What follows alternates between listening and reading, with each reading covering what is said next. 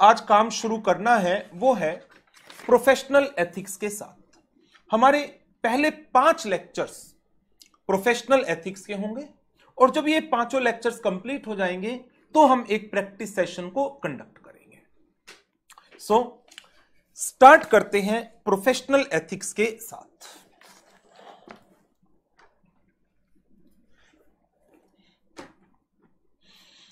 Fast track batch है, थोड़ा हम स्पीड से काम करेंगे और आपके लिए जरूरी हो जाता है कि जो हम डेली बेसिस पर काम कर रहे हैं आप उसको रिवाइज करें और उसके क्वेश्चंस की प्रैक्टिस जरूर से जरूर करनी है आपको क्वेश्चन बैंक में से। तो मैं पहले तो आपको थोड़ा सा इस चैप्टर के बारे में ब्रीफ आइडिया दे दूं कि हम इस चैप्टर में क्या क्या कवर करेंगे, ये चैप्टर हमें किन किन प्रोविजंस के बारे में बताता है, फिर हम इसके मेन टॉपिक पर चलेंगे।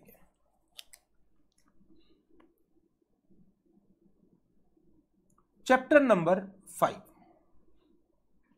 मैं आपको समराइज्ड प्रोविजंस बड़ी समरी में कि हमें क्या क्या कवर करना है नोट कराऊंगा। नोट करना चाहे कर लें, अदरवाइज बेशक आप छोड़ सकते हैं क्योंकि ये नोट्स आपके पास गूगल ड्राइव में अवेलेबल होंगे।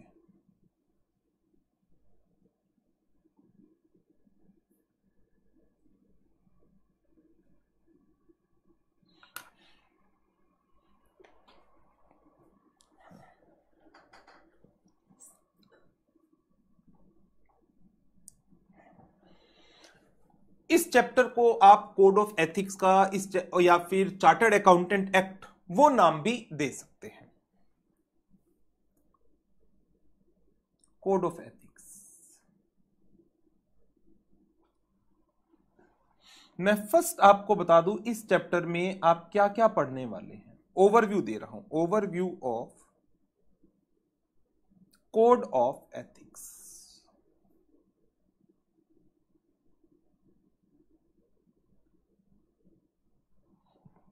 हम इस चैप्टर को प्राइमरीली 3 कैटेगरीज में डिवाइड कर देंगे।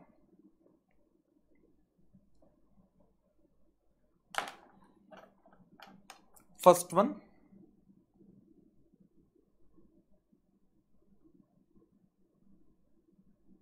Relevant sections of chartered accountants act 1949। Point number 2,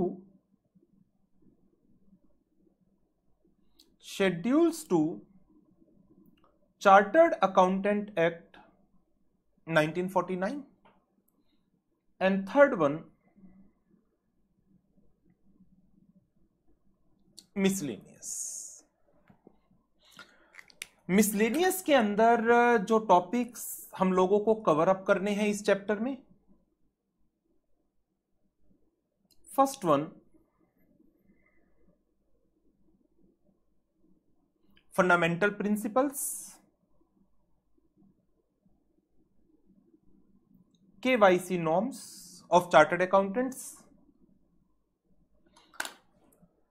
third one, decisions of ethical standard board,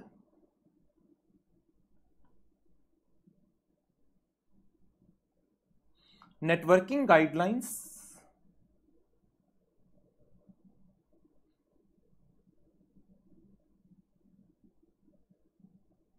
self regulatory measures,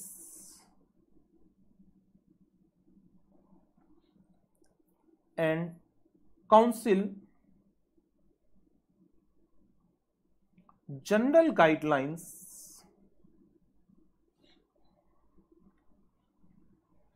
2008। Council general guidelines 2008।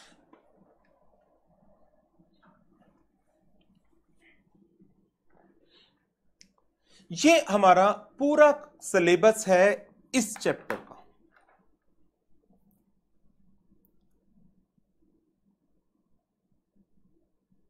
आज हम इस टॉपिक को कवर अप करेंगे। हमारा फर्स्ट लेक्चर इसके ऊपर है।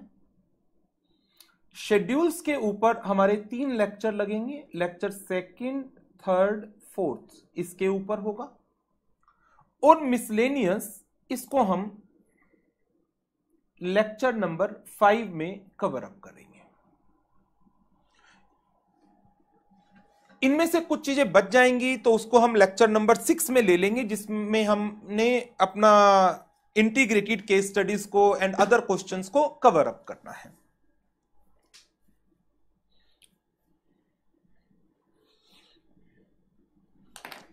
चलिए, तो मैं आपको अब सबसे पहले तो ये जितनी भी चीजें हैं मैं आपको बुक में दिखा दूं किस तरीके से कहां कहां पर ये चीजें दी गई हैं, और फिर हम स्टार्ट करेंगे पहला पार्ट चार्टर्ड अकाउंटेंट एक्ट के सेक्शंस को।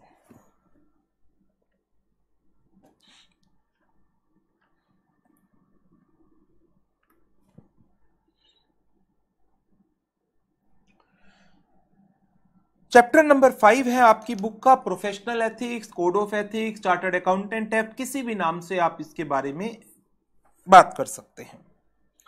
इसका जो पहला टॉपिक गिवन है वो है overview of code of ethics. Only for your reference कि जो कोड ऑफ एथिक्स इंस्टीट्यूट ने बनाया हुआ है, काउंसिल ने बना रखा है, उसके अंदर किन किन बातों का जिक्र किया गया है। उसके सेक्शन 100 से 150 में general applications of code, then professional accountants in public practice, professional accountant in service, ये इंपॉर्टेंट डिवीजन है। बट आपकी जानकारी के लिए बता देता हूं, अब एक नया revise new code of ethics issue हो चुका है, जो 1 जुलाई 2020 से एप्लीकेबल हो गया है। बट इंस्टीट्यूट ने लास्ट ईयर जब सिलेबस चेंज किया था तो उन्होंने क्लियरली कहा था कि कोड ऑफ एथिक्स का जो पब्लिकेशन है वो सिलेबस का पार्ट नहीं है। आपके सिलेबस में चार्टर्ड अकाउंटेंट एक्ट है और उसके शेड्यूल्स हैं। चार्टर्ड अकाउंटेंट एक्ट में कोई चेंज नहीं आया, उसके शेड्यूल्स में कोई चेंज नहीं आया। सो क्या रिवाइज्ड कोड ऑफ एथिक्स के कारण हमारे सिलेबस पर कोई फर्क पड़ेगा? नहीं। हो सकता है आने वाले समय में इंस्टीट्यूट स्टडी मटेरियल के अंदर शायद से कोई नए टॉपिक डाल दे कोड ऑफ एथिक्स के, जिसके चांसेस कंपैरेटिवली काफी कम है, क्योंकि उन्होंने क्लियरली ये मेंशन किया हुआ है कि code of ethics as such is not a part of the syllabus. तो मुझे नहीं लगता आने वाले टाइम में रिवाइज्ड कोड ऑफ एथिक्स के कुछ प्रोविजन सिलेबस का पार्ट बनेंगे, मुझे नहीं लगता है ऐसा। बट यदि फिर भी इंस्टीट्यूट ने स्टडी मटेरियल के थ्रू उन टॉपिक्स को डाला तो हम लेटर ऑन उनको अमेंडमेंट्स में कवर अप कर लेंगे। बट आज की डेट में अभी तक की जानकारी के हिसाब से कोड ऑफ एथिक्स सिलेबस का पार्ट नहीं है, और वैसे भी ये 1 जुलाई को आया है तो इसकी एप्लीकेबिलिटी 2021 के एग्जाम से पहले तो हो ही नहीं सकती। चलिए, देन फिर उसके बाद ओवरव्यू दिया गया है चार्टर्ड अकाउंटेंट एक्ट 1949 का, कि चार्टर्ड अकाउंटेंट एक्ट के सेक्शंस कौन कौन से हैं। Section 1 2, section 3 to 8, 9 to 18 chapter wise divided है। चैप्टर का टाइटल क्या है और ये पर्टिकुलर चैप्टर किन किन टॉपिक्स को कवर अप करता है उसके बारे में डिटेल दी गई है, सिर्फ आपके रेफरेंस के लिए। फिर बात आ जाती है शेड्यूल्स की। मैंने आपको 3 पार्ट में डिवाइड कराया है पूरा syllabus, sections, schedules, miscellaneous. Sections की डिटेल समरी यहां पर है 5.2 में। शेड्यूल्स, इसकी डिस्कशन मैं आपके साथ नेक्स्ट लेक्चर में करूंगा कि schedules of chartered accountant act basically किन एस्पेक्ट्स के ऊपर बात करते हैं। ये इस चैप्टर का सबसे मोस्ट इंपॉर्टेंट पार्ट है। शेड्यूल 1, शेड्यूल 2, जिसके अंदर हम professional misconduct and other misconduct की डिटेल को कवर अप करेंगे, तो इसकी डिस्कशन नेक्स्ट लेक्चर में लेकर जाएंगे। Then fundamental principles. ये आप देखेंगे तो मैंने आपको लिखवाया है मिसलेनियस के अंदर फंडामेंटल प्रिंसिपल्स।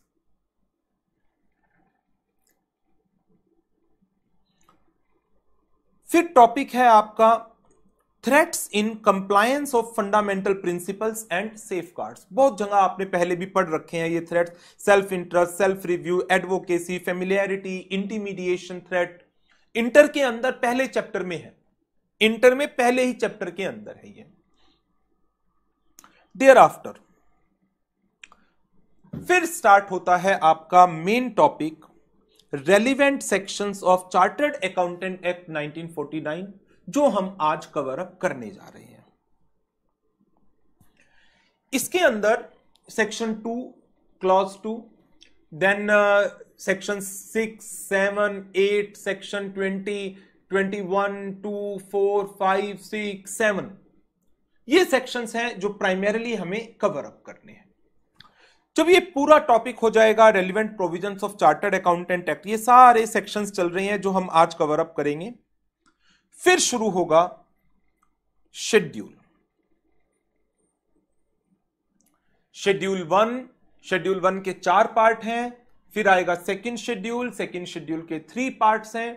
तो जब ये शेड्यूल 1, शेड्यूल 2 कवर हो जाएंगे, उसके बाद फिर बचे हुए मिसलेनियस टॉपिक्स शुरू होंगे। मैं वो मिसलेनियस टॉपिक भी आपको दिखा देता हूं क्या क्या है। ये सारा जो चल रहा है ये सब शेड्यूल 1 और 2 चल रहे हैं। यहां पर 5.13 पर जाकर सेकेंड शेड्यूल का पार्ट 3 आता है, खत्म होती है चीजें यहां पर, और फिर मिसलेनियस टॉपिक शुरू हो जाते हैं हमारे। काउंसिल जनरल गाइडलाइंस 2008, उसके बाद टॉपिक आएगा आपका सेल्फ रेगुलेटरी मेजर्स का, देन केवाईसी नॉर्म्स का, decisions of ethical standard board and networking guidelines. ये मिसलेनियस टॉपिक्स हैं हमारे जो हमें कवर अप करने हैं। देयर आफ्टर फिर इसके बाद चैप्टर के लास्ट में कुछ एक्सरसाइज क्वेश्चंस गिवन है। सो जो ये पूरा का पूरा सिलेबस है इस चैप्टर का, ये मैंने आपको समराइज कराया है 3 मेन पार्ट के अंदर जो हमें इस चैप्टर में कवर अप करने हैं। तो स्टार्टिंग यदि हम करें कि हमारे रेलिवेंट सेक्शंस जो हमें कवर अप करने हैं, मैं आपको उनकी एक लिस्ट बनवा देता हूं। Sections 2, section 6, 7, 8, 21, 22, 24, 25, 26 and section 27। ये सेक्शंस हैं जो हमें चार्टर्ड अकाउंटेंट एक्ट के कवर अप करने हैं।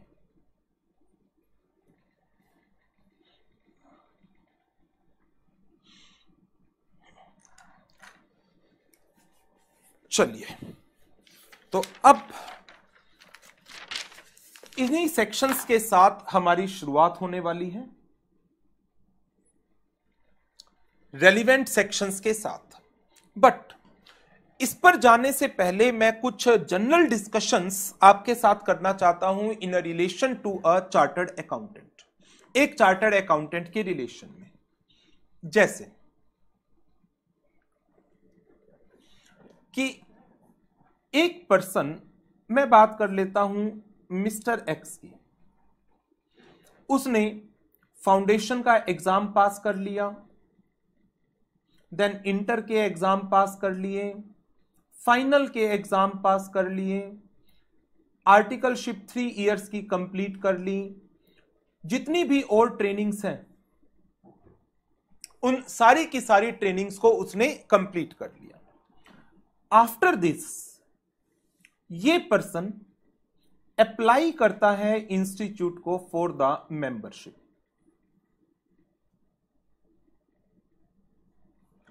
इनिशियली जो मेंबरशिप ग्रांट की जाती है या अलॉट की जाती है उसको हम नाम देते हैं एसोसिएट मेंबरशिप का, ACA। Associate membership of chartered accountancy. 5 साल की मेंबरशिप के बाद on compliance of certain conditions as to continuous practice या employment in the specified areas, वो पर्सन फेलो मेंबरशिप के लिए एलिजिबल हो जाता है after 5 years, subject to some conditions. Now जब ये पर्सन मेंबर बन गया तो इस पर्सन का नाम एंटर कर दिया जाता है, entered in register of members.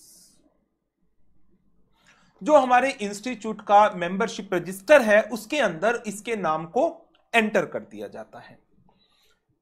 Now अब ये पर्सन किस कैटेगरी में आएगा, किस कैटेगरी में फॉल करेगा, उसकी मैं आपके साथ बात कर रहा हूं। नंबर 1, ये पर्सन चला जाता है एम्प्लॉयमेंट के अंदर, तो ऐसे पर्संस को नाम दे देते हैं हम members in service, members in service. दूसरी ऑप्शन है, ये पर्सन कहता है मैं सीए की प्रैक्टिस करूंगा, मैं सीए का काम करूंगा, लाइक ऑडिट का, कंसल्टेंसी का, अकाउंटिंग का, ठीक है, तो इसको नाम दे दिया जाता है मेंबर इन प्रैक्टिस,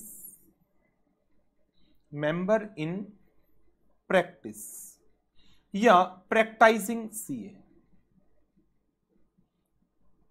लेकिन इसके लिए जरूरी हो जाता है इस पर्सन को इंस्टीट्यूट में से एक सर्टिफिकेट ऑफ प्रैक्टिस लेना, COP, certificate of practice.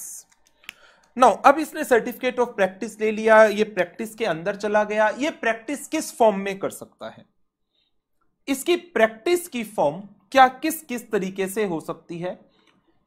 As a sole proprietor,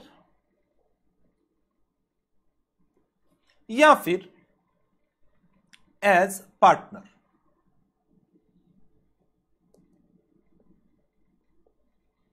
partnership form में, पार्टनरशिप कह लीजिए, एलएलपी कह लीजिए, लिमिटेड लायबिलिटी पार्टनरशिप, दोनों में से किसी भी फॉर्म के अंदर यह प्रैक्टिस कर सकता है।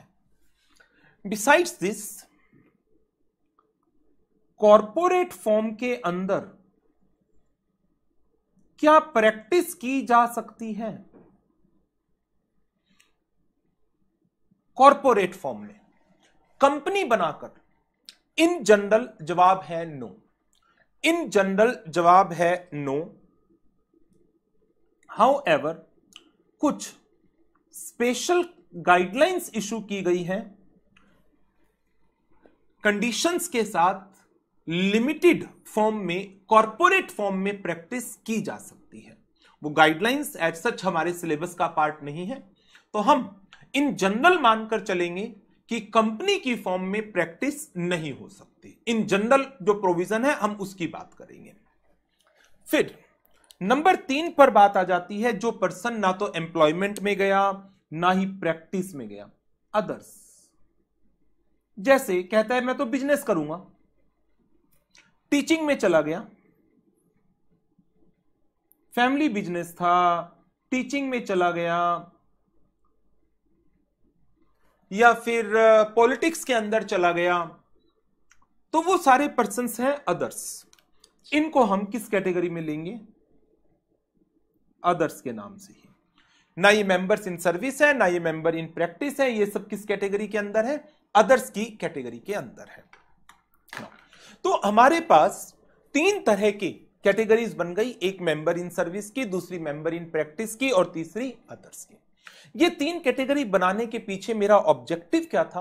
वो ऑब्जेक्टिव जब मैं आपको शेड्यूल्स पढ़ाऊंगा, शेड्यूल्स के अंदर मिसकंडक्ट की बातें की गई है कि एक चार्टर्ड अकाउंटेंट का मिसकंडक्ट इधर इन द प्रोफेशनल वर्किंग और अदरवाइज कब माना जाता है कि गाइडलाइंस बनाई गई हैं, रेगुलेशंस बनाई गई हैं, उन गाइडलाइंस की वायोलेशन, उन रेगुलेशंस की वायोलेशन, उन प्रिंसिपल्स की वायोलेशन यदि एक चार्टर्ड अकाउंटेंट करता है, then he will be deemed to be guilty of professional और अदर मिसकंडक्ट। अब वो प्रोफेशनल मिसकंडक्ट, अदर मिसकंडक्ट, वो मेंबर इन सर्विस के लिए अलग है, मेंबर इन प्रैक्टिस के लिए अलग है, एंड मेंबर्स जनरली के लिए अलग है। मैं यहीं पर आपको एक शॉर्ट में बता देता हूं कि इनके ऊपर कौन कौन से कोड ऑफ कंडक्ट लगेंगे। एप्लीकेबल कोड ऑफ कंडक्ट 2, एक जो मेंबर इन सर्विस के लिए प्रिस्क्राइब्ड है, मेंबर्स इन सर्विस के लिए प्रिस्क्राइब्ड है, और जो मेंबर्स जनरली के लिए अप्लाइड है, मेंबर्स जनरली के लिए। यदि मैं अदर्स की बात करता हूं तो इनके ऊपर सिर्फ और सिर्फ कौन सा एप्लीकेबल कोड ऑफ कंडक्ट होगा? वो होगा मेंबर्स जनरली का। मेंबर्स जनरली का। जो मेंबर्स इन प्रैक्टिस हैं उनके ऊपर कौन सा कोड ऑफ कंडक्ट अप्लाई होगा? इनके ऊपर 2 कोड ऑफ कंडक्ट अप्लाई हो जाएंगे। कौन कौन से? मेंबर्स इन प्रैक्टिस का और मेंबर्स जनरली का। मींस मेंबर्स जनरली का कोड ऑफ कंडक्ट तो सारे मेंबर्स के ऊपर अप्लाई होना ही होना है। इसके अलावा मेंबर इन सर्विस का कोड ऑफ कंडक्ट अलग है, मेंबर इन प्रैक्टिस का कोड ऑफ कंडक्ट अलग है। तो अब हमें इस चीज को देखना जरूरी हो जाता है, कौन से मेंबर प्रैक्टिस में होंगे।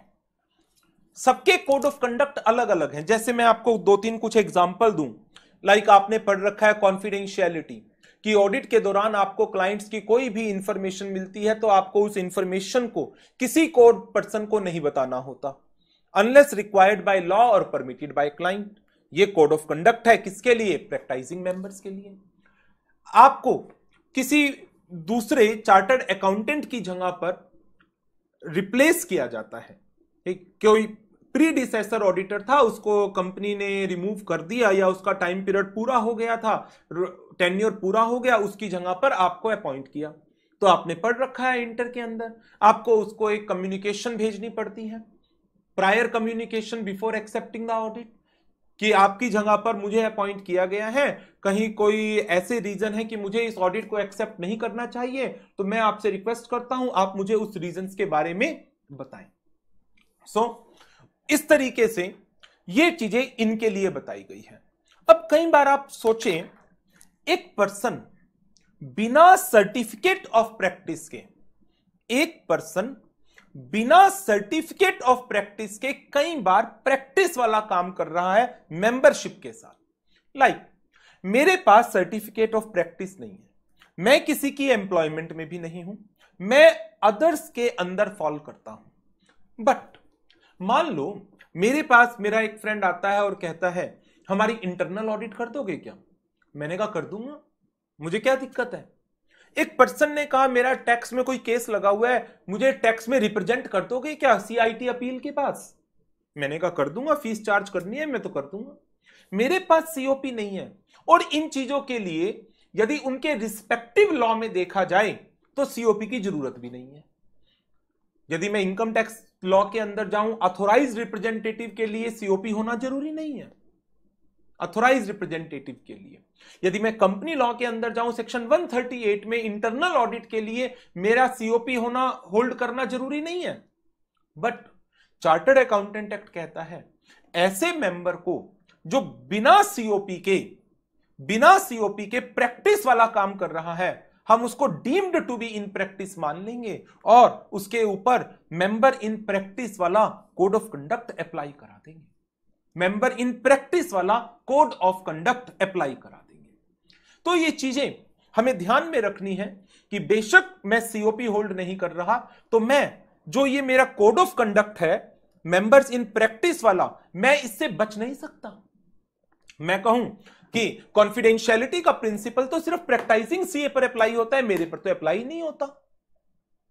Prior communication with predecessor auditor का प्रोविजन तो प्रैक्टिसिंग सीए पर अप्लाई होता है, मेरे ऊपर अप्लाई नहीं होता। मैं प्रैक्टिस वाले काम कर क्यों रहा हूं? मैं इसलिए कर रहा हूं क्योंकि उनके लिए रिस्पेक्टिव लॉ में सीओपी की जरूरत नहीं थी। चार्टर्ड अकाउंटेंट एक्ट की मैंने वायोलेशन कर दी, पेनल्टी थोड़ी सी थी। सेक्शन 24 में सीओपी होल्ड ना करने की पेनल्टी बहुत थोड़ी सी है, मैं आज पढ़ाऊंगा आपको। तो मैंने सोचा क्या जरूरत है सीओपी होल्ड करने की। सीओपी होल्ड करता हूं तो मेंबर इन प्रैक्टिस के इतना सारा एक प्रिंसिपल एस्पेक्ट है जो मुझे कंप्लाई करना पड़ेगा। मैंने सोचा छोड़ो सीओपी लेना, टीचर बने रहो और साथ में प्रैक्टिस वाला काम बिना सीओपी के कर लो, ऑडिट का काम ही मत करो।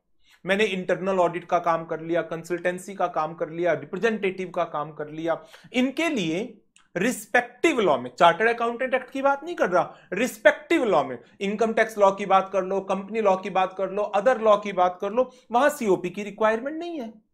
आप देख लेना section 138 of income tax act, income tax 138 of company act 2013। इसी तरह से ऑथोराइज रिप्रेजेंटेटिव के सेक्शंस इनकम टैक्स लॉ के अंदर कहीं कोई रिक्वायरमेंट नहीं है कि पर्सन को सीओपी होल्ड करना जरूरी है। बट यदि सीओपी होल्ड किए बिना आप ये काम कर रहे हैं, आपने चार्टर्ड अकाउंटेंट एक्ट की वायोलेशन की है सेक्शन 6 की, और सेक्शन 24 के अंदर आपके ऊपर पेनल्टीज लग जाएंगी।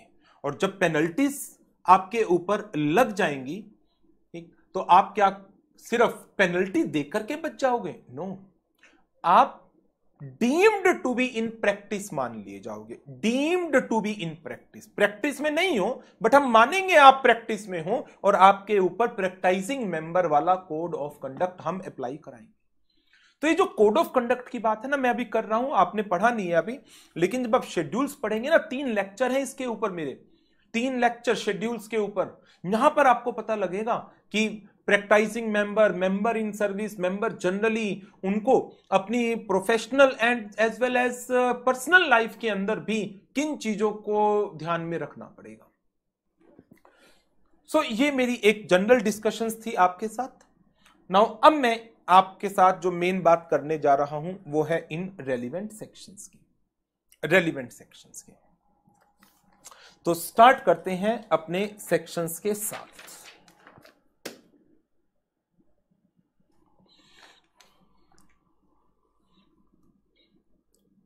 तीसरा टॉपिक हमारा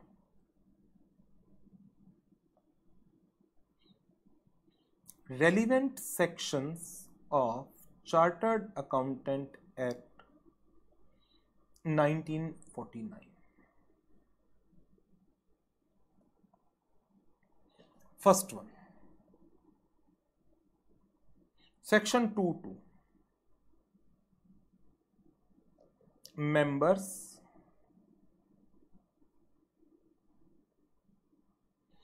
deemed to be in practice। deemed to be, हम मान लेंगे आप प्रैक्टिस में हैं, इसका मतलब आप सीओपी होल्ड नहीं कर रहे थे। यदि एक पर्सन मेंबर है और सीओपी होल्ड करता है, तब तो वो है ही प्रैक्टाइजिंग सीए। मेंबर है,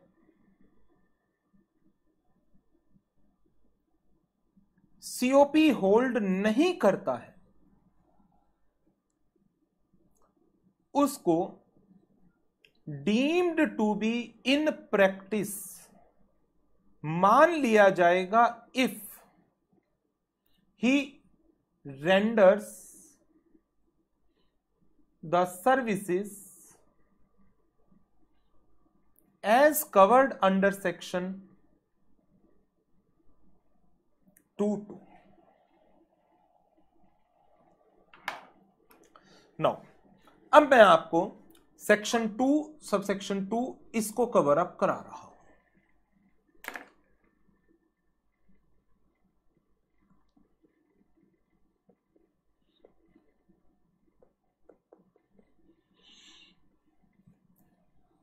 ये है आपकी बुक का टॉपिक नंबर, सेक्शन सी सारे यहां पे लिख देता हूं, टॉपिक नंबर 5.6। मैं पेज नंबर के हिसाब से बात नहीं करूंगा, क्योंकि कई बार क्या होता है कि कुछ बच्चों के पास बुक्स कुछ और एडिशन की होती हैं, कुछ ने फोटोस्टेट करा ली होती है, एक अलग अलग एडिशन में वो पेज नंबर वेरी कर जाता है, क्योंकि न्यू क्वेश्चंस ऐड होते हैं, कई बार पुराने क्वेश्चन इररेलेवेंट हो जाते हैं, उनको हटा देता हूं। Topic number most of the time same रहता है, तो मैं अपनी डिस्कशंस में instead of page number topic number के अकॉर्डिंग बात करूंगा आपसे।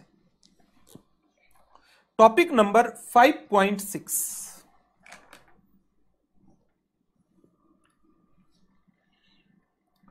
Relevant provisions of chartered accountant act 1949, जिसमें पहला टॉपिक मैं आपके साथ जो डिस्कस कर रहा हूं that is member deemed to be in practice. एक मेंबर को कब प्रैक्टिस के अंदर मान लिया जाएगा? मान लिया जाएगा, सीओपी है, यदि उसने सर्टिफिकेट ऑफ प्रैक्टिस ले लिया फिर तो वो प्रैक्टाइजिंग सीए ही हो गया। बट यदि उसने सीओपी नहीं लिया, लेकिन यदि वो इन एक्टिविटीज को इनमें एंगेज्ड है तो हम उसको मान लेंगे वो प्रैक्टिस के अंदर है, और उसके ऊपर प्रैक्टाइजिंग मेंबर वाला कोड ऑफ कंडक्ट अप्लाई हो जाएगा, जो हम कल पढ़ेंगे नेक्स्ट लेक्चर में, प्रैक्टाइजिंग मेंबर्स का code of conduct. A member of the institute shall be deemed to be in practice when individually or in partnership with chartered accountant in practice or in partnership with members of other recognized professions। क्या एक CA other than CA के साथ partnership कर सकता है? इसका जवाब है हां। शेड्यूल 1 के पार्ट 1 के क्लॉज नंबर 4 में हम इसकी चर्चा करेंगे। शेड्यूल 1 के पार्ट नंबर 1 के क्लॉज नंबर 4 में। यदि एक मेंबर इधर इंडिविजुअली और इन पार्टनरशिप किसके साथ? With chartered accountant in practice or with members of other recognized professions in consideration of remuneration। अब मान लो मैं अपने फ्रेंड का काम ग्रेटिचुअसली करता हूं, विदाउट रेम्यूनरेशन करता हूं, तो आप मेरे को प्रैक्टिस में नहीं मान सकते। क्यों? क्योंकि मैंने उसका कोई कंसिडरेशन नहीं लिया, मैंने उसको ग्रेटिचुअसली किया था। In consideration of the remuneration मिला है या मिलने वाला है, रिसीव्ड और to be received. First one, engages himself in the practice of accountancy, accounting work में एंगेज कर रहा है अपने आप को, ईदर ऑफर टू परफॉर्म और actually perform services involving auditing like internal audit. COP is not required under company law, but still you will be considered as a member deemed to be in practice। or verification of financial transactions, books, accounts, records। तो ये aspect आ गया, आप अपने आप को engage कर रहे हैं in the verification of financial transaction, books, accounts, records, और प्रेपरेशन, वेरिफिकेशन और सर्टिफिकेशन ऑफ फाइनेंशियल अकाउंट्स और रिलेटेड स्टेटमेंट्स। फाइनेंशियल स्टेटमेंट को बनाने का काम कर रहे हो, कंपाइलेशन का काम। और पब्लिक में आप अपने आप को एज ए अकाउंटेंट होल्ड कर रहे हैं, पब्लिक को आप कह रहे हैं कि you are working as a accountant, chartered accountant. तो चार्टर्ड अकाउंटेंट तो प्राइमरीली क्या कंसीडर कर लिया जाता है कि आप प्रैक्टिस में हो इन जनरल, या रेंडर्स प्रोफेशनल सर्विसेज और assistance in relation to matters of principle और detail relating to accounting procedures और रिकॉर्डिंग, प्रेजेंटेशन और सर्टिफिकेशन ऑफ फाइनेंशियल फैक्ट्स और डाटा। लाइक नेटवर्थ का सर्टिफिकेट मांग लिया गया आपसे, नेटवर्थ का सर्टिफिकेट। एक क्लाइंट आपको अप्रोच करता है और कहता है कि बैंक ने मुझसे नेटवर्थ का सर्टिफिकेट मांगा है, क्या आप मुझे दे देंगे? बैंक ने कहा है एक सीए से लेकर आओ। तो ठीक है, मैंने कहा नेटवर्थ क्या है? एक फाइनेंशियल डाटा है। मैंने उसको सर्टिफाई करके दे दिया। मैंने आपकी बुक्स को देखा और बुक्स के बेस पर कहा कि यस, इस पर्सन की इतनी नेटवर्थ बनती है, मैं चार्टर्ड अकाउंटेंट हूं ये मेरा इंस्टीट्यूट का मेंबरशिप नंबर है, और मैंने एक सर्टिफिकेट इशू करके दे दिया। सीओपी की जरूरत नहीं। बैंक ने ये थोड़ी कहा था कि प्रैक्टाइजिंग सीए से लेकर आओ, बैंक ने तो ये कहा था सीए से लेकर आओ। Okay.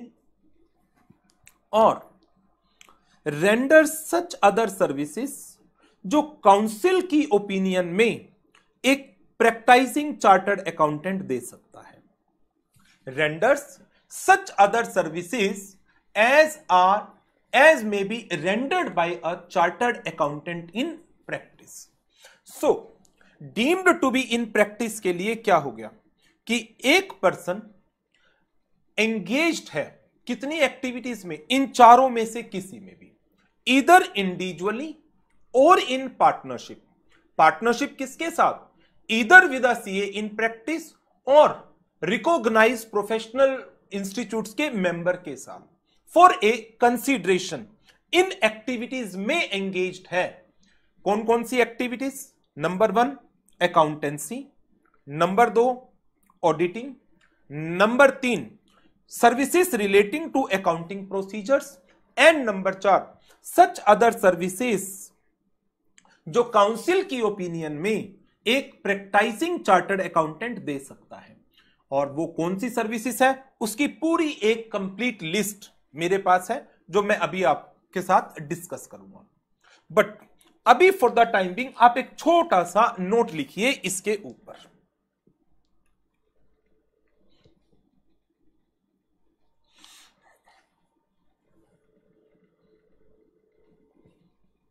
A member of the institute, a member of the institute shall be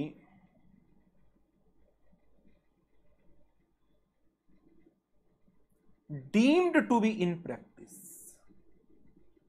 हम उसको प्रैक्टिस के अंदर मान लेंगे।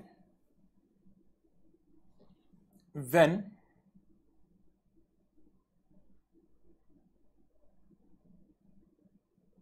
individually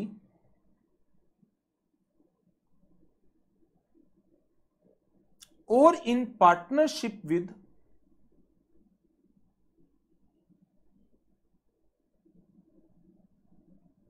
another CA in practice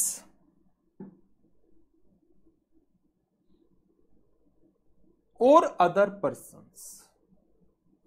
other persons कौन सा है?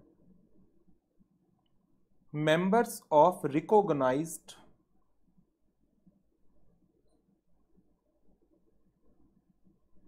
professional bodies। A member of the institute shall be deemed to be in practice when individually or in partnership with another CA in practice or other persons, जो main बात है, for a consideration engages himself into the prescribed activities।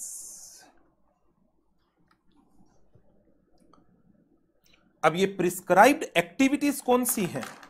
4 हैं। मैं आपको इनको summarise करा देता हूं। ये 4 एक्टिविटीज कौन सी हैं?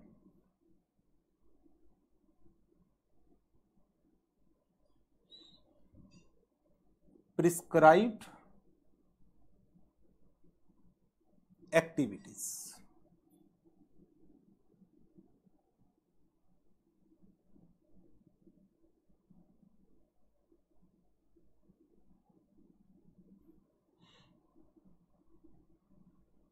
नंबर 1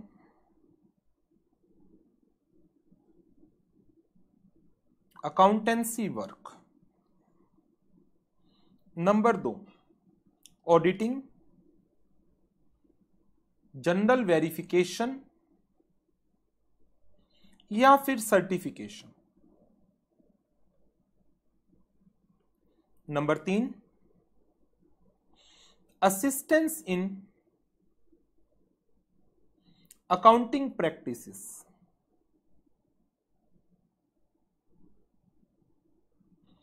एंड नंबर 4 पर जो बुक से मैंने आपको कराया था, सच अदर सर्विसेज, जो काउंसिल की ओपिनियन में एक प्रैक्टाइजिंग सीए दे सकता है, बट उसका नाम है management and other consultancy services.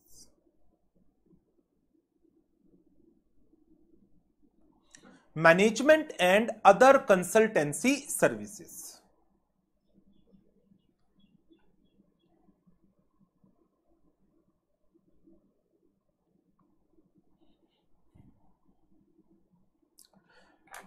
इसके ऊपर मैं आपको फर्दर नोटिंग करा रहा हूं, management and other consultancy services के ऊपर।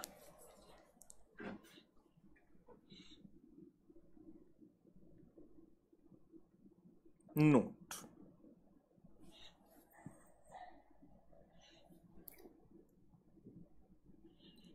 Section 224 to 4th point,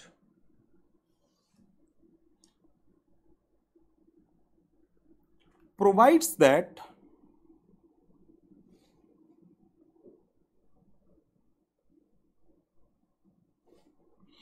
a member will be deemed to be in practice, will be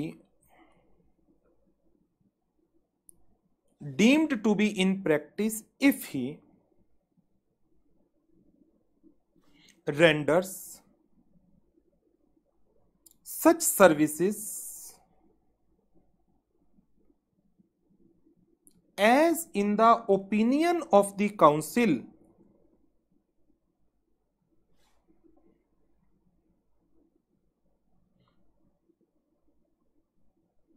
can be rendered by a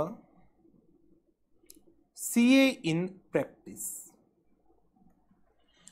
जो 4-5 पॉइंट मैं आपको लिखवाऊंगा, ये बेसिकली वो पॉइंट है जो एग्जाम में इससे रिलेटेड क्वेश्चन आता है तो आपको अपने आंसर में कवर करने हैं।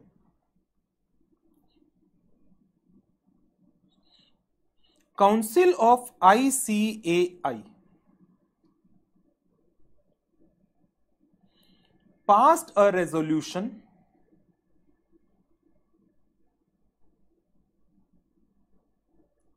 mentioning therein the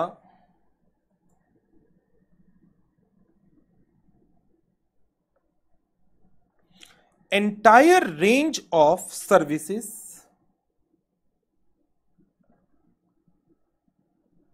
which a CA in practice can render।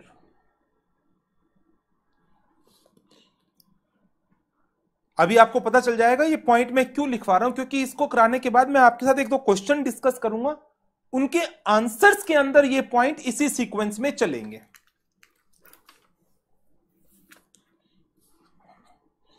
Council of the ICAI passed a resolution mentioning therein the entire range of services which a CA in practice can render। आगे बढ़ते हैं। पहले मैंने 224 का जिक्र किया, उसके बाद फिर मैंने 224 के अंदर काउंसिल ने एक रेजोल्यूशन पास किया, उसकी बात की। अब इस रेजोल्यूशन के अंदर उन्होंने कौन सी सर्विसेज के बारे में कवरेज की है उसकी हम बात कर लेते हैं।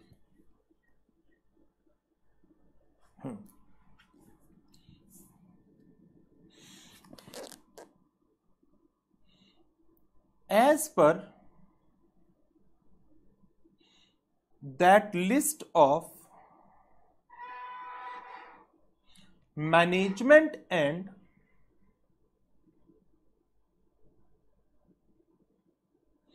other consultancy services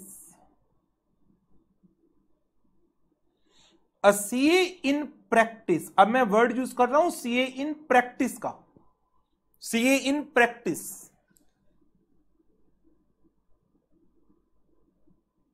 can render multiple services as prescribed in the resolution including, दो तीन के मैं नाम लिख रहा हूं यहां पर, इंक्लूडिंग क्या क्या,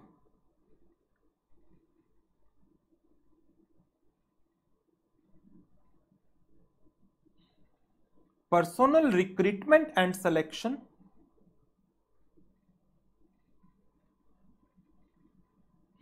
and second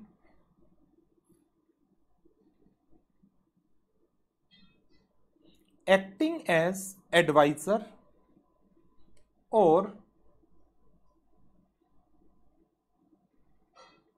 consultant to an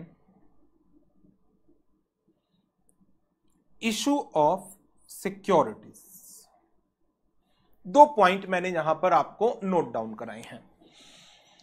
list बहुत लंबी है बट मैंने प्राइमरीली उन पॉइंट्स को कवर अप किया है जिनके ऊपर एग्जाम में क्वेश्चंस फ्रेम किए गए हैं। हाउएवर, इसको मैं अलग कलर से मेंशन कर देता हूं, एग्जाम में आप सेम कलर से यूज करेंगे। हाउएवर, इसको अलग कलर से इसलिए कर रहा हूं क्योंकि ये एक अलग आंसर बनता है। However it is specifically mentioned that a CA in practice cannot render services of, कुछ सर्विसेज को रेस्ट्रिक्ट किया गया है। अब वो रेस्ट्रिक्टेड सर्विसेज कौन कौन सी हैं? Number 1 broking, underwriting and number 3 portfolio management. Portfolio management fast track batch में मैं ज्यादा नोटिंग नहीं कराऊंगा बट फिर भी जो रेलिवेंट पॉइंट्स हैं उनकी मैं आपको नोटिंग कराऊंगा। चलिए, तो ये हो गया हमारा कुछ पॉइंट्स जो मैंने आपको लिखवाए। पहले मैंने आपको सेक्शन 2 सबसेक्शन 2 के बारे में बता दिया था कि मेंबर ऑफ द इंस्टीट्यूट उसको कब हम deemed to be in practice मानेंगे, व्हेन इंडिविजुअली और in partnership with another CA in practice और members of recognised profession for a consideration in activities को रेंडर करते हैं। इसमें main accounting, auditing, verification, certification and assistance in accounting practices, यहां तक तो बात सही आ गई।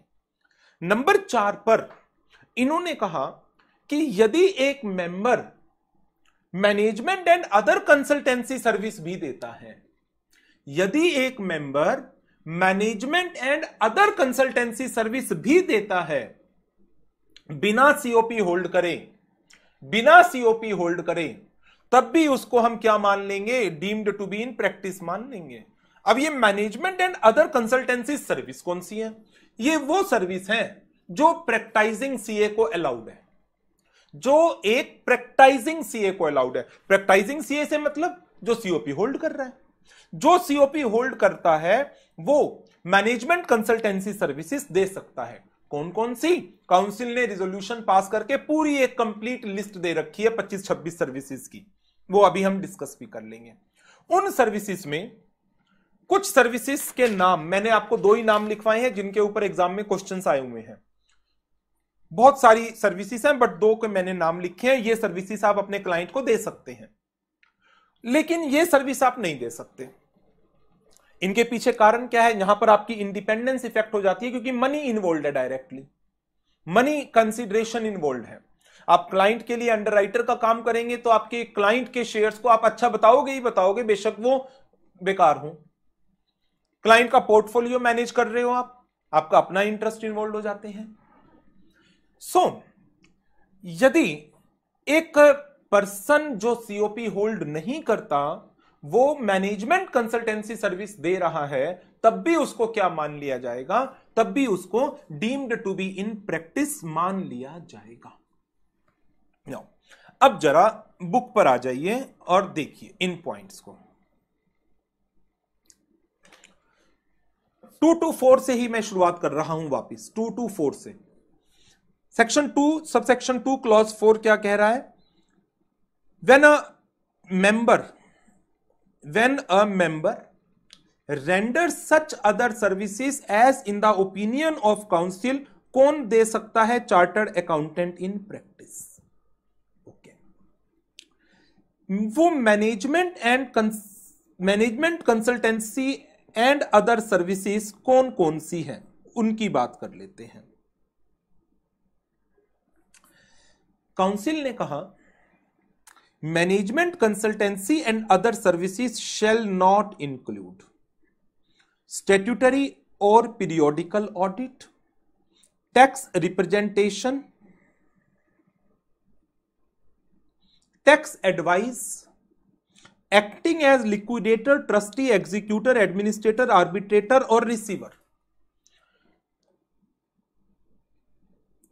कई बार बच्चे इसके ऊपर डाउट करते हैं और कहते हैं सर ये तो मेन काम है, ये कैसे मना कर दिया?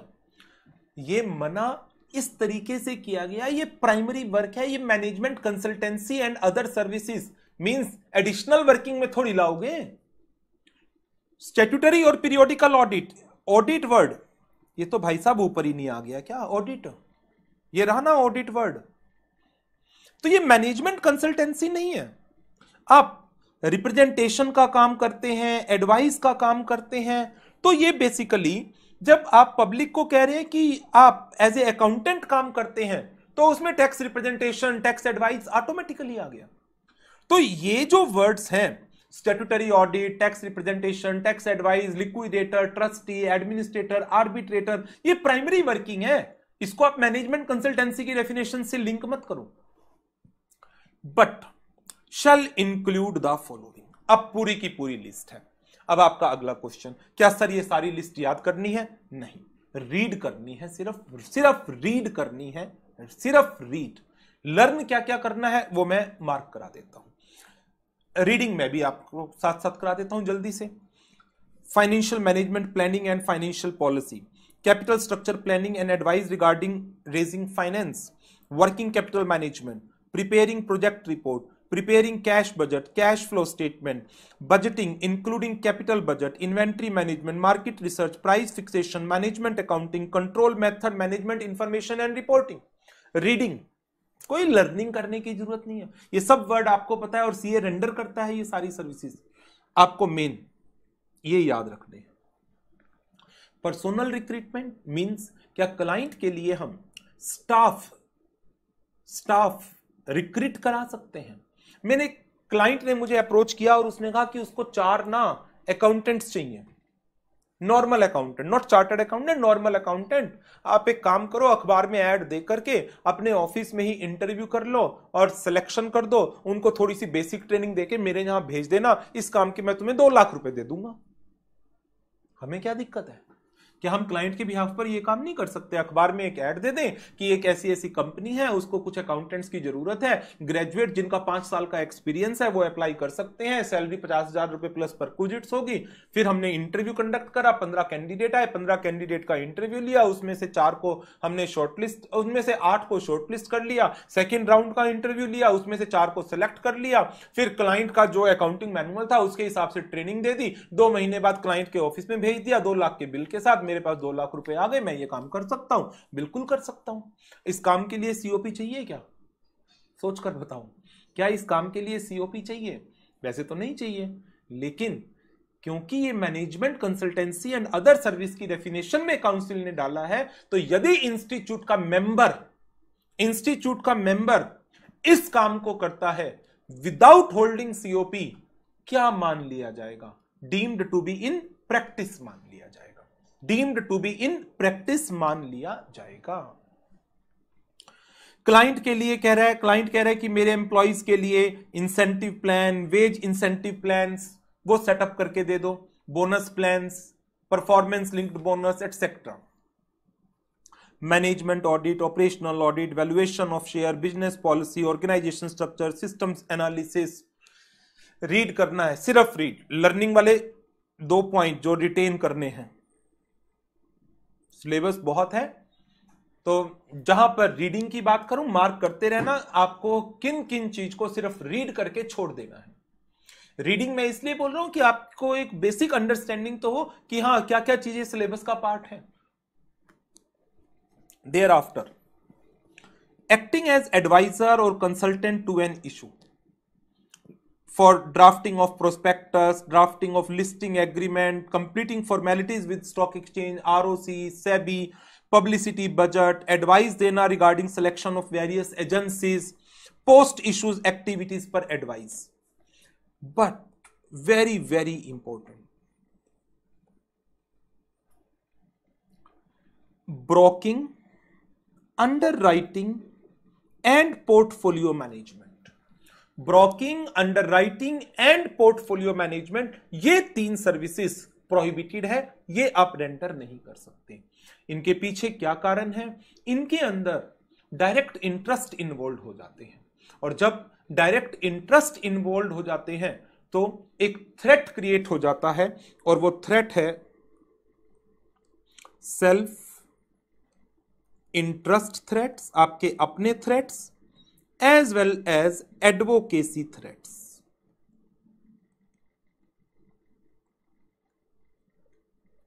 Self interest threat and advocacy threats create हो जाते हैं, इसीलिए broking, underwriting and portfolio management, ये 3 सर्विसेज एक चार्टर्ड अकाउंटेंट इन प्रैक्टिस अपने क्लाइंट को नहीं दे सकता। Investment counselling okay, acting as registrar to an issue okay, quality audit, environment audit, energy audit no issue, recovery consultant no issue, insurance financial advisory services no issue. इन services को, बाकियों को सिर्फ रीड करो, छोड़ दो, और कुछ भी नहीं करना। नो, अब इसके 2 पॉइंट्स टू रिमेंबर है, इनको ध्यान से पढ़िए, क्योंकि ये चीजें केस स्टडी के अंदर जब आप इंटीग्रेटेड केस स्टडीज को सॉल्व करेंगे, वहां पर ये चीजें मैटर कर जाएंगी। जो पॉइंट्स टू रिमेंबर में लिखे हैं, छोटी छोटी चीजें वहां मैटर करती हैं। It is necessary to note that a person is deemed to be in practice not only when he is actually engaged in the practice of accountancy, actually engaged, but also when he offers to render the accounting services। आपने यदि इन services को render करने की offer भी दी है कि हां मैं ये काम कर दूंगा, देन ऑल्सो आप deemed to be in practice मान लिए जाएंगे। In other word, the act of setting up of an establishment offering to perform the accounting services would tantamount to being in practice even though no client has been served। बेशक आपने किसी भी client को सर्व नहीं किया है। Services so specified above need to be correlated with section 144। अब ये क्या आ गया? चार्टर्ड अकाउंटेंट एक्ट उस समय का है जब कंपनी एक्ट 2013 नहीं था, 1949 का है, 2006 में अमेंडमेंट्स आई थी, 2008 में गाइडलाइंस आई थी, उसके बाद इसमें कोई मेजर अमेंडमेंट हुई नहीं। बट कंपनी एक्ट 2013 आ गया और उसने 144 में कहा, auditor of a company can not render directly और indirectly certain services in the company holding और सब्सिडियरी। एक कंपनी का ऑडिटर उस कंपनी में, उसकी होल्डिंग में और उसकी सब्सिडियरी में ईदर डायरेक्टली और इनडायरेक्टली कुछ सर्विसेज को रेंडर नहीं कर सकता है। ओके, उन सर्विसेज की डेफिनेशन में मैनेजमेंट सर्विसेज भी लिखा हुआ है। तो यदि आप कंपनी के ऑडिटर हैं तो आप उसी कंपनी में, सेम कंपनी में, उसकी होल्डिंग में और सब्सिडियरी में जो सर्विसेज 144 ने प्रोहिबिट की हैं वो तो दे नहीं सकते। हां, बाकी किसी और कंपनी में वो सर्विसेज दे सकते हो। कंपनी में, होल्डिंग सब्सिडियरी में, इन 9 जो 144 में लिखी हुई हैं उनको छोड़कर बाकी सर्विसेज भी दे सकते हो जो कंपनी के बोर्ड ऑफ डायरेक्टर या ऑडिट कमेटी ने अप्रूव कर रखी है। तो इस पॉइंट को तो जब मैं आपको कंपनी ऑडिट कराऊंगा वहां पर मैं इसको मेन डिटेल में लूंगा, अभी नहीं। बट अभी फॉर द टाइम बीइंग मैंने आपको बता दिया कि 144 प्रोहिबिट करता है कंपनी ऑडिटर को टू रेंडर डायरेक्टली और indirectly certain services in the company, it's holding और सब्सिडियरी कंपनी। ये था हमारा सेक्शन 2 सबसेक्शन 2। नाउ अब इसके बाद अब इसके कुछ क्वेश्चंस हैं वो देख लीजिए जल्दी से। अब क्वेश्चंस जैसे जैसे मैं आपको यहां पर कराता हूं, आपको इन क्वेश्चंस के आंसर्स को यहां पर ऑब्जर्व करना है एंड देयर आफ्टर इनकी डिटेल लर्निंग प्रेजेंटेशन एस्पेक्ट आपको क्वेश्चन बैंक में से कवर अप करने हैं। चलिए पहले क्वेश्चंस की बात करते हैं। Mister Sam, a chartered accountant in practice, provides guidance on post-issue activities to his client। ठीक है, दे सकता है। Follow-up steps which include listing of instrument, dispatch of certificates, refund, etc. with the various agencies connected with the work. During the year 1920, looking to the growing needs of his clients to invest in the stock market, he also started advising them on portfolio management services.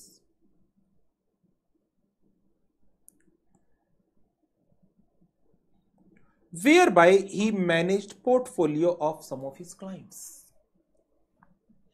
अब आ जाइए उन notes के ऊपर जो मैंने आपको बनवाए थे। इसके आंसर में यही चीजें आपको देनी है। सेक्शन 224 आपको क्या प्रोवाइड करता है, काउंसिल ने रिजोल्यूशन पास करके कौन कौन सी सर्विसेज बताई, उन सर्विसेज के अंदर ये सर्विसेज थी। आप एज ए एडवाइजर कंसल्टेंट का काम बिल्कुल कर सकते हैं बट पोर्टफोलियो मैनेजमेंट का काम आप नहीं कर सकते। इस क्वेश्चन में क्या हुआ है, इस क्वेश्चन में पोर्टफोलियो मैनेजमेंट की सर्विसेज रेंडर की गई है। रिजल्ट, ये पर्सन गिल्टी होगा ऑफ प्रोफेशनल मिसकंडक्ट का under the chartered accountant act 1949। Professional misconduct, गलती की है इसने। ये वर्ड अभी शायद आपको थोड़ा सा नया लगे प्रोफेशनल मिसकंडक्ट, बट जब कल की क्लास में हम शेड्यूल्स की डिस्कशन स्टार्ट कर देंगे तो आपको प्रोफेशनल मिसकंडक्ट और अदर मिसकंडक्ट एक बड़ा जनरल वर्ड लगने लगेगा इस चैप्टर के अंदर। नेक्स्ट क्वेश्चन देखते हैं, नवंबर 7 में आया है और मई 15 में आया है। Mister A, a practicing chartered accountant, agreed to select and recruit the personnel, conduct training programs for and on behalf of the client। आपको वही आंसर देना है कि section 2 subsection 2 clause 4 of chartered accountant act 1949 क्या कहता है। It allows it provides that a member will be deemed to be in practice if he renders such services as are permitted to be rendered by a CA in practice, and the council of ICAI by its resolution permitted a range of services that can be rendered by a CA in practice, and in that range of services as prescribed by the council of ICAI covered therein are, one is personal recruitment, acting as advisor, registrar, 2-3 के नाम लिख सकते हो लिखना चाहें तो, otherwise नहीं भी लिखना चाहें तो आप स्पेसिफिकली पर्सनल रिक्रूटमेंट के ऊपर अपने आप को रेस्ट्रिक्ट कर सकते हैं। And in the present case the chartered accountant is agreed to select and recruit the personnel and there is no misconduct। जब आप इनके आंसर्स को देना एक चीज का ध्यान रखिएगा और आंसर्स को थोड़ा सा एक सिस्टेमेटिक वे में प्रेजेंट करें। जैसे मैं इसी क्वेश्चन की बात करता हूं, क्वेश्चन नंबर 6 की जो नवंबर 7 और मई 15 में आया था। सबसे पहले आपने सेक्शन 2 सबसेक्शन 2 क्लॉज 4 का रेफरेंस दिया। फिर काउंसिल ने रिजोल्यूशन पास किया, उन्होंने एंटायर रेंज बताई, उस रेंज के अंदर इंक्लूड किया पर्सोनल रिक्रूटमेंट एंड सिलेक्शन को। पर्सोनल रिक्रूटमेंट एंड सिलेक्शन में क्या क्या इंक्लूड हो सकता है, एंड कंक्लूजन। एक चीज का ध्यान रखिएगा, जब ये क्वेश्चन सेट किए जाते हैं 4 नंबर या 5 नंबर के,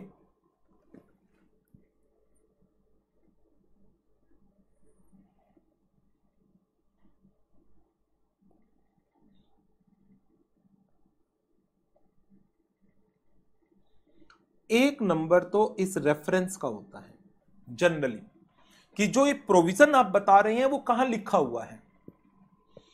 एक नंबर कंक्लूजन का होता है।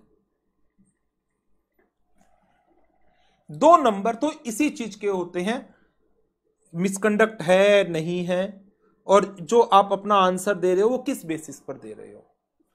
फिर डिपेंड कि ये 4 नंबर का है या 5 नंबर का है, जो इसका डिटेल्ड प्रोविजन आ जाता है 1 या 2 नंबर, 1 और 2, 1 और 2, नॉट 1/2, 1 और 2, 1 से 2 नंबर प्रोविजन के होते हैं, और फिर 1 से 2 नंबर एक्सप्लेनेशन के होते हैं। तो आपको section, number, rule, regulation, standards, ये सब याद रखने हैं ताकि आप अपने आंसर्स को बेटर वे में प्रेजेंट कर सकें।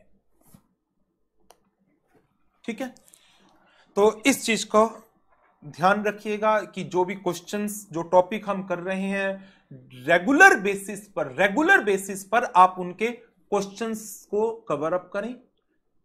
क्वेश्चंस की कवरेज बहुत बहुत जरूरी है, और हो सके तो 1-2 क्वेश्चंस की रिटन प्रैक्टिस भी साथ साथ करते रहे। चलिए आगे बढ़े। नेक्स्ट क्वेश्चन मेरे पास है नवंबर 15 का।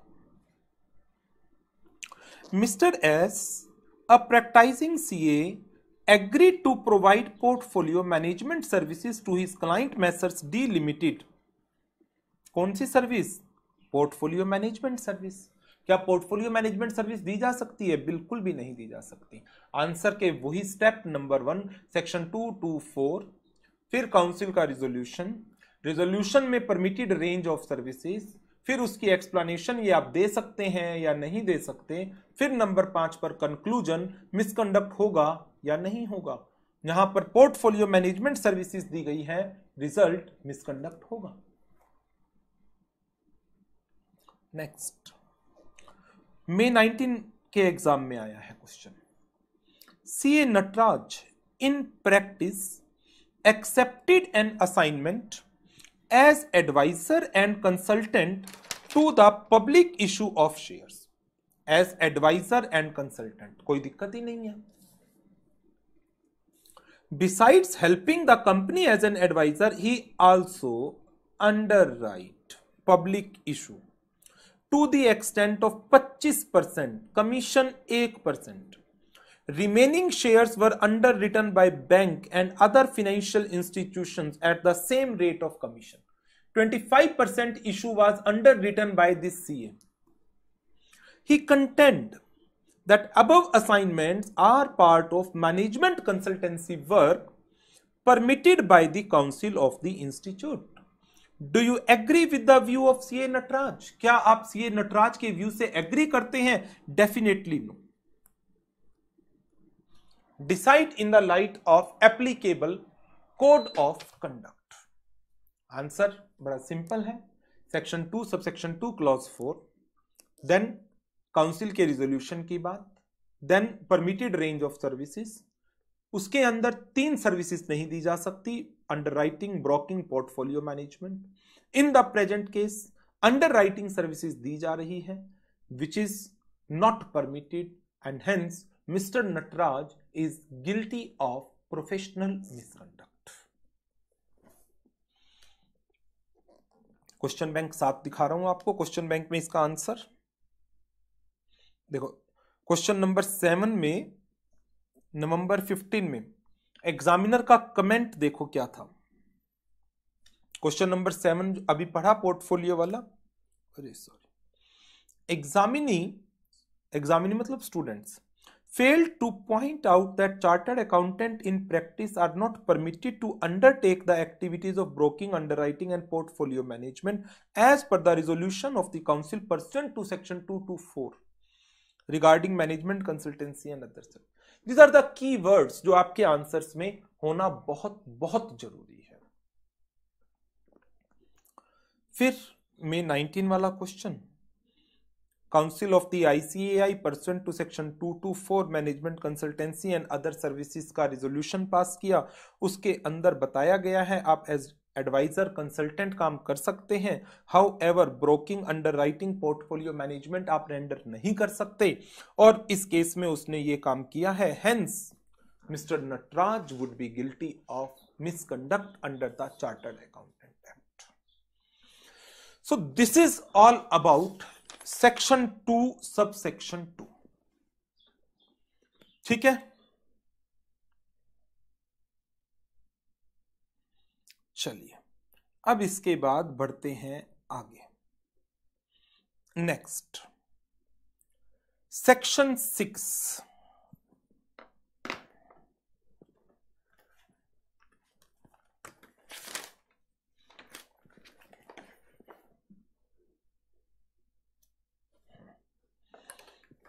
Point number 2। हमारा जो टॉपिक चल रहा है ना, वो टॉपिक चल रहा है रेलिवेंट सेक्शंस का। तीसरे टॉपिक का पॉइंट 1 हमने कवर किया। अब आ जाते हैं इसके पॉइंट नंबर 2 पर, and that is section 6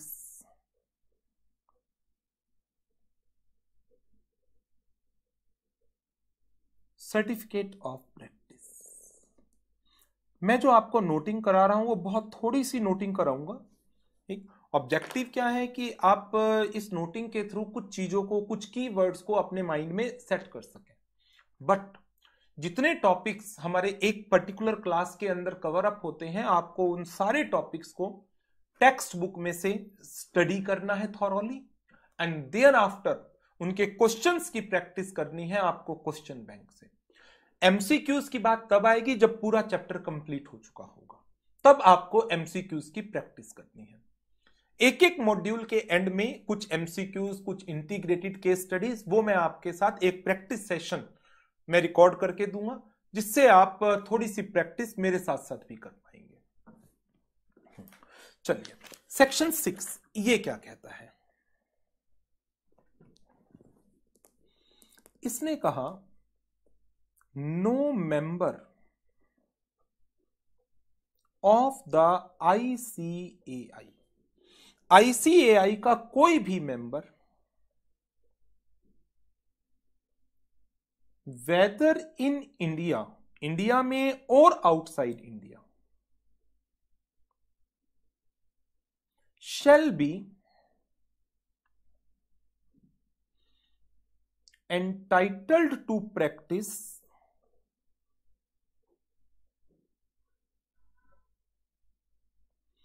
without holding certificate of practice। COP के बिना आप प्रैक्टिस नहीं कर सकते, चाहे आप इंडिया की बात करें या आप इंडिया से बाहर की बात करें। यदि आप उस प्रैक्टिस को करना चाह रहे हैं as a member of the ICAI, यदि आप प्रैक्टिस को as a member of the ICAI करना चाह रहे हैं, then you must hold certificate of practice। Without having certificate of practice आप प्रैक्टिस नहीं कर सकते। लेकिन अभी आप कहेंगे कि सर सेक्शन 2 सबसेक्शन 2 क्लॉज 4 या सेक्शन 2 सबसेक्शन 2 में तो आपने बोल दिया member deemed to be in practice. पूरा एक तरफ तो सेक्शन 2 सबसेक्शन 2 कहता है member deemed to be in practice, और दूसरी तरफ आप कह रहे हैं कि बिना COP के प्रैक्टिस कर ही नहीं सकते। तो ये दोनों सेक्शन कॉन्ट्राडिक्टरी हो गए। नहीं, ये कॉन्ट्राडिक्टरी नहीं है। कैसे? नंबर 1, सेक्शन 6 ने बिल्कुल क्लियर किया बिना COP के आप प्रैक्टिस कर नहीं सकते।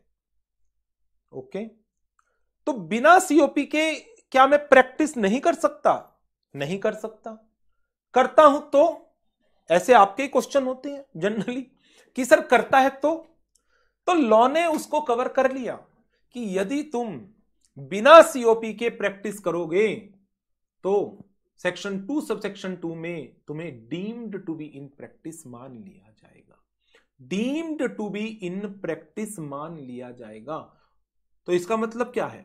क्या जरूरत है फिर सीओपी लेने की? क्या जरूरत है सीओपी लेने की? सेक्शन 24 की पेनल्टी से बचना है। तो सेक्शन 24 कहता है कि बिना सीओपी के प्रैक्टिस करोगे सेक्शन 24 की पेनल्टी लग जाएगी। बिना सीओपी के प्रैक्टिस करोगे सेक्शन 24 की पेनल्टी लग जाएगी। कोड ऑफ कंडक्ट तो प्रैक्टाइजिंग सीए वाला ही अप्लाई होगा। कोड ऑफ कंडक्ट तो प्रैक्टाइजिंग सीए वाला ही अप्लाई होगा। यह मत सोचना कि कोड ऑफ कंडक्ट नहीं अप्लाई होगा मेरे ऊपर, प्रैक्टाइजिंग सीए वाला, जो हम नेक्स्ट लेक्चर में डिस्कस करेंगे कोड ऑफ कंडक्ट को। तो सेक्शन 6 बिल्कुल क्लियर है। सेक्शन 2 सबसेक्शन 2 वो कोई सब्स्टिट्यूट नहीं देता सेक्शन 6 का कि सीओपी नहीं है कोई बात नहीं, deemed to be in practice का स्टेटस ले लो। Deemed to be in practice का कोई स्टेटस नहीं है। Deemed to be in practice का एक स्टैट्यूटरी प्रोविजन है code of conduct practising CA वाला अप्लाई करवाने के लिए, बस इससे ज्यादा कुछ नहीं है उसकी वैल्यू। कोई स्टेटस नहीं है ये deemed to be in practice का। Deemed to be in practice सिर्फ और सिर्फ एक स्टैट्यूटरी प्रोविजन है जिसके थ्रू एक मेंबर के ऊपर जो बिना सीओपी के प्रैक्टाइजिंग एरिया वाला काम कर रहा है, हम प्रैक्टाइजिंग सीए वाला कोड ऑफ कंडक्ट उसके ऊपर अप्लाई करवा रहे हैं। सो दिस इज अबाउट सेक्शन 6। अब इसके ऊपर कुछ छोटे छोटे से पॉइंट्स हैं जिनको हम डिस्कस कर लेते हैं। Points to remember.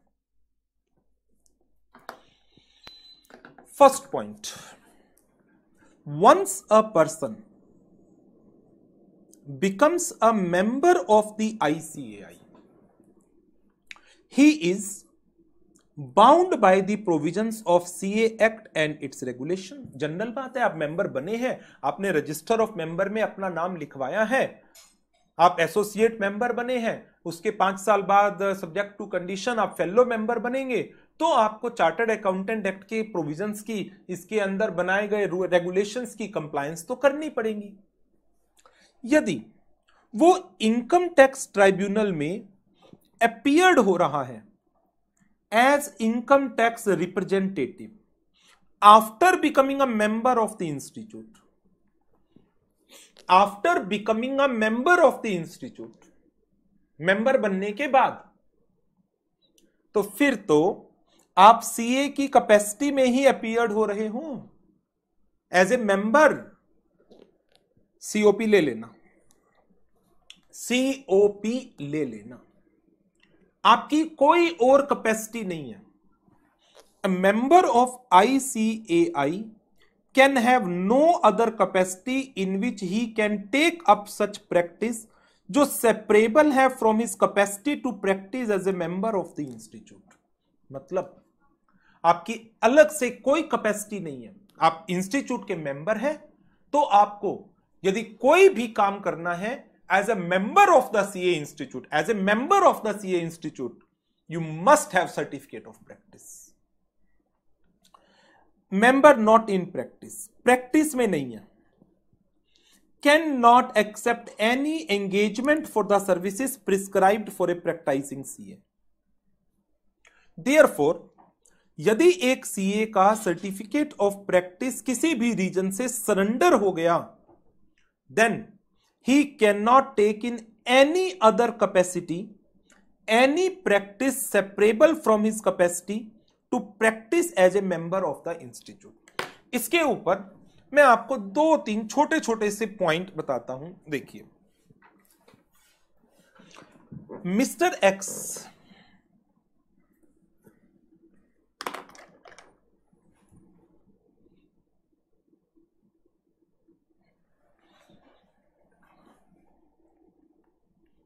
किन कैपेसिटीज में अलग अलग काम कर रहा है। सीए है,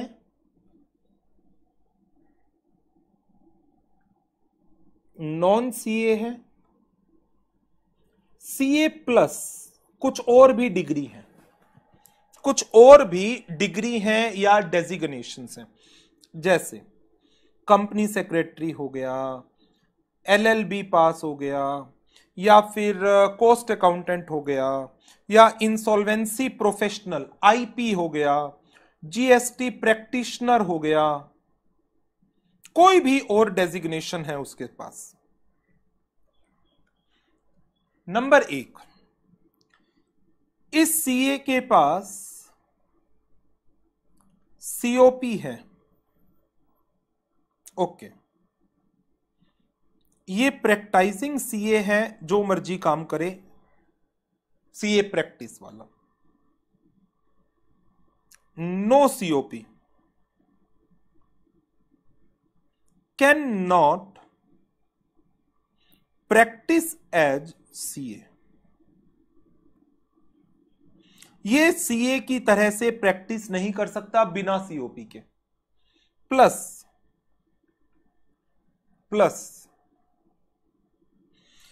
एक तो सीए की तरह से प्रैक्टिस नहीं कर सकता, cannot accept any work prescribed for practising CA. Accept नहीं कर सकता कोई भी काम जो प्रैक्टाइजिंग सीए करता है। खाली सीए है तो ये सिर्फ प्रैक्टाइजिंग सीए की कैपेसिटी में ही काम को एक्सेप्ट कर सकता था। अच्छा, इस केस में क्या होगा? इसने क्या किया, सीए का सीओपी ले लिया। इसने क्या किया, सीए भी है, सीएस भी है, एलएलबी भी है, या कुछ भी और है, सीए का सीओपी ले लिया, तो can accept the work only in capacity of CA. इस लाइन का मतलब समझ लीजिए कि यदि सीए इंस्टीट्यूट का मेंबर है और इसने सीओपी ले ली, तो ये सिर्फ और सिर्फ किस कैपेसिटी में काम को एक्सेप्ट करेगा? Only in the capacity of CA. लेकिन मान लीजिए इस सीए का सीओपी सरेंडर हो गया किसी भी रीजन के कारण, इस सीए का सीओपी सरेंडर हो गया किसी भी रीजन के कारण, he cannot accept the work in capacity of CA। आप सीए की कैपेसिटी में कोई काम एक्सेप्ट नहीं कर सकते। क्यों? क्योंकि आपका सीओपी सरेंडर हो चुका है। हां, क्योंकि मैं कंपनी सेक्रेटरी हूं, मैं लॉ ग्रेजुएट हूं, मैं इंसॉल्वेंसी प्रोफेशनल हूं, मैं जीएसटी प्रैक्टिशनर हूं, can accept work in other capacity. क्योंकि आपकी दूसरी कैपेसिटी है, आपके पास दूसरी क्वालिफिकेशन है। आप सीए की कैपेसिटी में तो काम नहीं कर सकते, बट दूसरी कैपेसिटी में आप काम कर सकते हैं। आप नॉन सीए है, आप जो मर्जी करो, हमें क्या मतलब आपसे? आप मेंबर ही नहीं हो इंस्टीट्यूट के। जब आप इंस्टीट्यूट के मेंबर ही नहीं हो तो उससे हमें क्या फर्क पड़ता है? तो सेक्शन 6 के रेफरेंस में यह मेन एस्पेक्ट है जिसका आपको ध्यान रखना है। चलो, अब इसी के ऊपर मेरे पास 2 क्वेश्चन है एग्जाम के, जो मैं आपके साथ डिस्कस कर रहा हूं।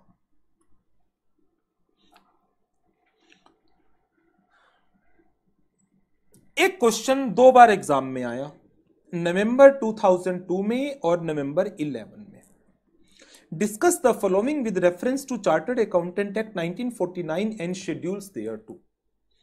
Mister A, CA in practice, suspend किया गया है from the practice for a period of 6 month, 6 महीने के लिए, और उसने अपना COP सरेंडर कर दिया for the sad period. During the sad period of suspension, though he did not undertake any audit assignment, he undertook representation assignment for income tax, जहां पर वो CA की कैपेसिटी में अपीयर्ड हुआ है।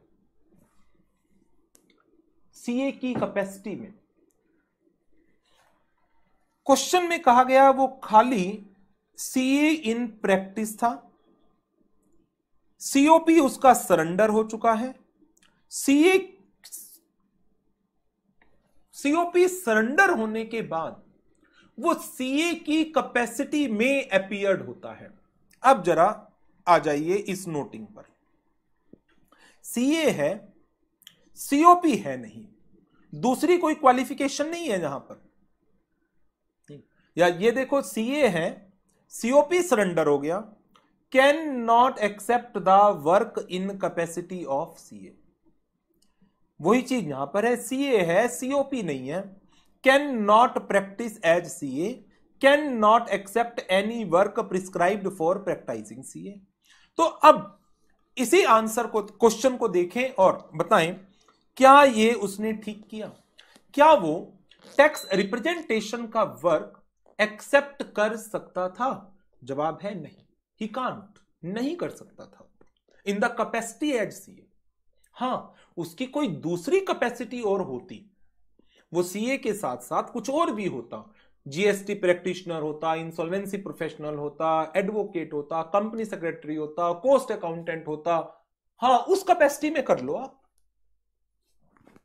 अब यही चीज मई 18 में क्वेश्चन आया, इस क्वेश्चन में देखो क्या लिखा है, mister Dice, a practising chartered accountant, was ordered to surrender his certificate of practice and he was suspended for 1 year on certain professional misconduct against him.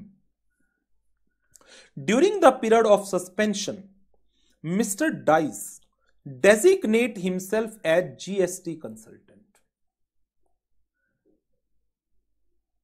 GST consultant, उसने अपने आप को चार्टर्ड अकाउंटेंट नहीं कहा, he did the work of filing GST return and made appearance as a consultant before various authorities. He contend there is nothing wrong in it as he, like any other GST consultant, could take such work and his engagement as such in no way violate the order of suspension inflicted on him. Is he right in his contention? अब देखिए जरा question 9 और 10 में क्या difference है, question 9 में और 10 में दोनों में क्या सिमिलैरिटी है। पर्सन COP होल्ड करता था दोनों में ही, from at the initial stage, beginning में, उसके बाद क्या हुआ, उसका COP सरेंडर हुआ, ठीक है, दोनों ही केस में। अब वो CA प्रैक्टिसिंग नहीं रहा, though he is a member of the ICAI, still he is a CA. Okay. अब क्या हुआ, after surrendering the COP, question number 9 में उसने टैक्स रिप्रेजेंटेशन का काम एक्सेप्ट किया, लेकिन किस कैपेसिटी में? CA की कैपेसिटी में। लेकिन क्वेश्चन 10 में उसने ये काम एक्सेप्ट किया GST कंसल्टेंट की कैपेसिटी में। 9 में वो गिल्टी हो गया, क्यों? क्योंकि member of the ICAI CA के नाम से काम एक्सेप्ट नहीं कर सकता जब तक उसके पास COP नहीं हो। CA के नाम से आप काम एक्सेप्ट नहीं कर सकते कि I am a chartered accountant, no, you must be a practising chartered accountant. 10 में उसने कहा मैं CA रिप्रेजेंट ही नहीं कर रहा, मैं GST कंसल्टेंट। मैं आपको कह रहा हूं I am a GST consultant, उस पर्सन ने कहा आप चार्टर्ड अकाउंटेंट हो, no I am a GST consultant.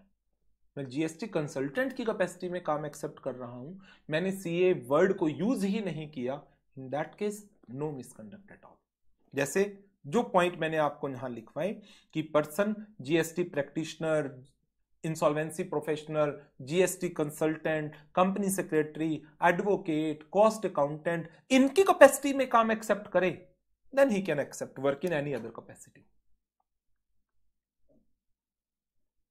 यहां पर आप उसको काम करने से थोड़ी रोक सकते हो दूसरी कैपेसिटी में,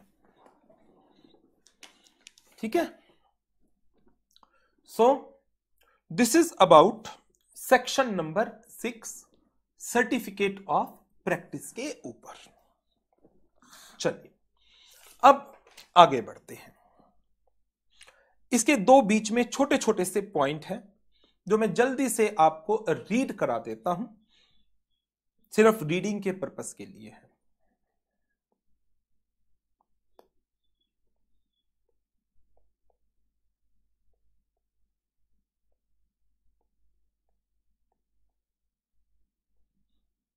Not much important.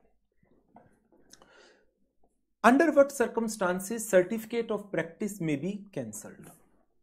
Certificate of practice shall be liable for cancellation if name of the holder of the certificate is removed from the register.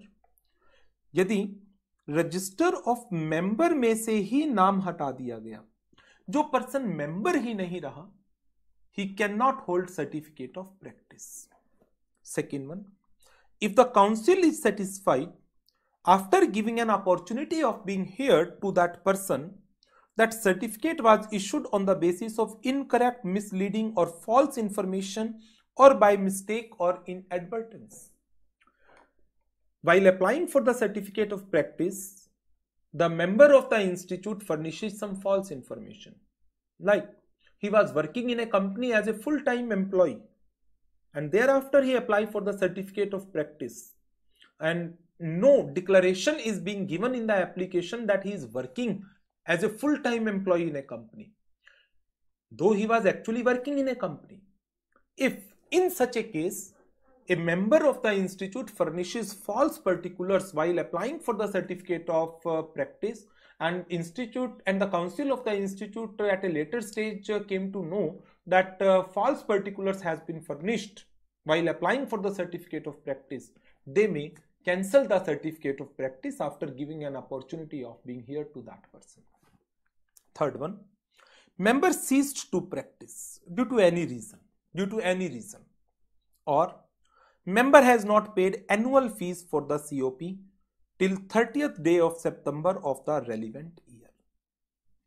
However, if in this case the fees is paid at a later stage, then COP will be restored from the date of cancellation. Like if on 5th of October 2020 the COP is cancelled, reason being the fees is not being paid. However, realizing the mistake, the person deposited the fees on 15th of November 2020. At a later stage, on 15th of November 2020, he deposited the fees. Now, his COP will be restored from this date, from the date of cancellation. The council may restore the COP on an application made in the approved form on payment of the prescribed fees with effect from the date on which it was cancelled, to a member whose certificate has been cancelled due to non-payment of the annual fees. Where a COP is cancelled, holder shall surrender the same to the secretary. So these 2 points, one is regulation 10 of Chartered Accountant Regulations 1988, and second one is the regulation number 11, the circumstances in which the COP can be cancelled and how the cancelled COP can be restored to the member need to be covered, regulation 10 and 11. Now, next एक काम करते हैं, topic को अभी बस यहीं तक cover करते हैं इस सेशन में। तो इसके आगे का जो पार्ट है वो मैं नेक्स्ट सेशन, जो सेक्शंस बच गए हैं वो इसके नेक्स्ट सेशन में रिकॉर्ड कर देता हूं। तो फर्स्ट सेशन हमारा आज हमने एक तो बेसिक डिस्कशंस कर ली, एंड सेकंड दो मेन सेक्शन हमने इस सेशन में कवर अप किए हैं। Number 1, that is section 2 subsection 2 and number 2 section number 6। और इसके हमने 5 क्वेश्चन, आई थिंक 5 थे शायद, 4 क्वेश्चन सेक्शन 2 सबसेक्शन 2 के ऊपर और 2 क्वेश्चन सेक्शन नंबर 6 के ऊपर। तो 6 क्वेश्चंस हमने कवर अप किए हैं और 2 मेन सेक्शंस कवर अप किए हैं। इसके बाद के जो रिमेनिंग सेक्शंस बच रहे हैं उसमें एक सेक्शन है दैट इज सेक्शन नंबर 27 जो इसका इंपॉर्टेंट सेक्शन है। सो उसको दूसरे सेशन के अंदर कवर अप करेंगे। इस सेशन को यहीं पर कर देते हैं ओवर।